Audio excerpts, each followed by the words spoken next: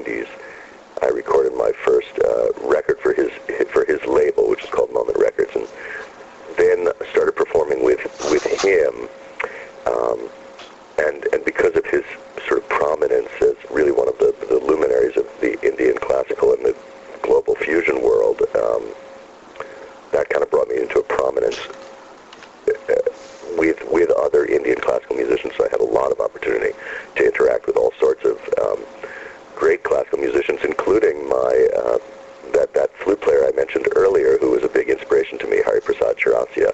Right. And he still is, one of the great, if I can use the word loosely, horn players on the planet. One of the great wind players, amazing, melodic improviser. So it's been, and while all this was going on, there was this kind of parallel life of me playing a lot of blues. The Bay Area is big home of the blues, people like Frankie Lee, Bobby Murray, and then that kind of hooked me up with Etta James and her circle, and I used to tour and arrange with her. So I was kind of walking these two worlds between what I call sort of the American vernacular saxophone and this more, perhaps, now less so, but then very much exotic approach to jazz and kind of a global fusion. Also, I see you've had commissions. Explain to us what commissions are and what it entails.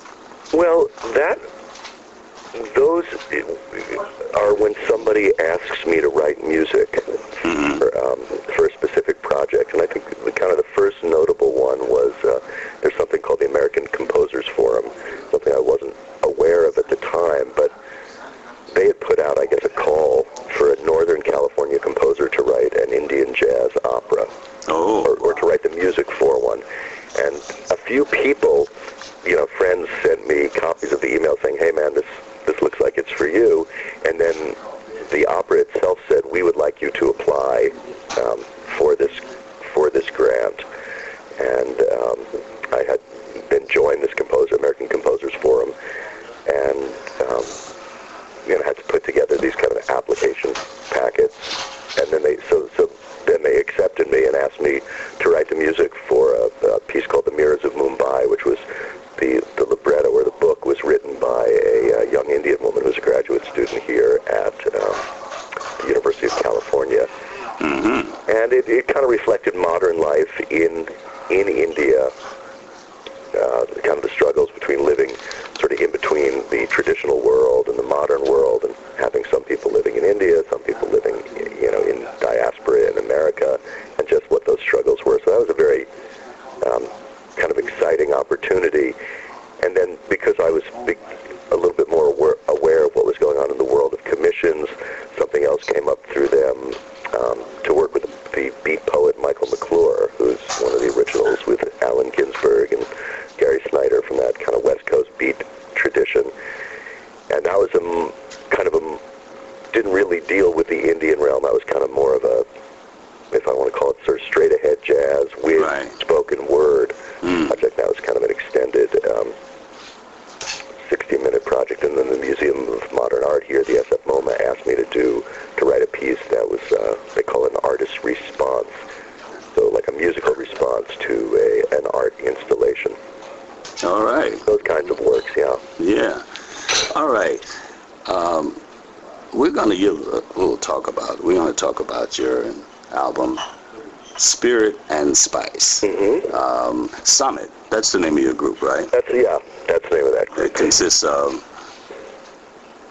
who's in that, Fareed Hogg? Fareed Hogg plays guitar. He's actually right there in Chicago where you are. Yeah, I love him. Mm-hmm. And great player who's, interesting globally in that his father's from Pakistan, so he grew up hearing, and the music of Pakistan and India is essentially the same. I mean, it was one country until the 1940s when partition happened and things got split up, but the musical roots are very much the same. And then his mother's from Chile, so he's got a lot of Latin American his music, and he's just an extraordinary player. So Fareed Hogg is on the guitar, and Kai Eckhart is our bassist. And Kai, he's another interesting fellow. His father's from Liberia, Africa, and his mother is German. He grew up in Europe and in Africa. Mm-hmm. And when he was quite young, he got picked up by John McLaughlin, the great guitarist, and really one of the really the preeminent voices, kind of Indian fusion. And he toured for a long time with John and the great Indian percussionist Trilok Gurtu. So Kai kind of grew up musically playing this global fusion, this Indian fusion, and then later, played in Trilok's bands for many years. Wow. He's kind of the perfect bass player, and he's a great musician. He lives here in Berkeley, California, just near me, so it's really nice to have him, as a friend and associate. And then the drummer is Steve Smith, who, known for, I guess, originally being the drummer with the rock supergroup Journey. Right. And then leading his own bands, Vital Information, for many, many years. But Steve, for the last 10 years or so, has been very seriously studying the drumming of South India. And I would say he's really the leading voice of, the leading trap player who's really assimilated that, and he's learned and the vocal percussion techniques of India, which in the South they call kanakol, where he can where he can recite these great rhythms, and he's often feeding me a lot of information from the drumming world, and I incorporate a lot of that into my playing and into my composing. So that's kind of the core of that group. We've worked a lot with Zakir Hussain on tabla, and on this new album, we use a bunch of different guests from India. There's another great tabla player, Swapan Chowdhury, Ronu Majumdar, a great young flute player who works with me and Larry Coryell in another band called Bombay Jazz, Niladri Kumar, who's an extraordinary sitarist who's getting a lot of recognition outside of India. He's been working with people like Richard Bona, I think Jonas Hellborg, and a lot of people on the global front. So it's a nice album with a great bunch of friends who are also fabulous musicians. Yes, and a very enjoyable album. I played Spirit on my podcast, and it's really.